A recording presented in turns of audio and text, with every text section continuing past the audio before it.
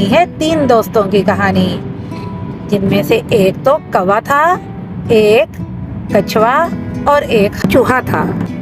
یہ تینوں دوست بہت اتفاق سے ایک خوبصورت سے جنگل میں رہتے تھے۔ یہاں میٹھے میٹھے پانی کے چشمے، سرسبز گھاس اور بہت سارے پھول تھے۔ اب وہ تینوں دوست بڑے مزے کی زندگی گزارتے تھے۔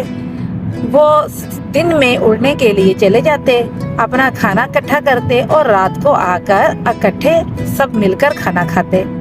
اگر ایک کو تکلیف ہوتی تو دوسرا اس کا ساتھ دیتا۔ وہ مل کر کھیلتے اور اسی طرح ہر جگہ مل کے ہی جایا کرتے تھے۔ ایک ہرن انہیں اکثر ہی ساتھ دیکھتا اور اس کو بہت شوق ہوتا کہ کاش کوئی میرا بھی دوست ہو۔ اس کا بھی دل کرتا تھا میں ان تینوں کے ساتھ مل جل کے رہوں۔ ایک دن وہ ان کے پاس آیا اور ان سے کہنے لگا کہ تم لوگ مجھے بھی دوست بنا دو۔ تو ان لوگوں نے کہا ٹھیک ہے، تم بھی ہمارے دوست بن جاؤ۔ اب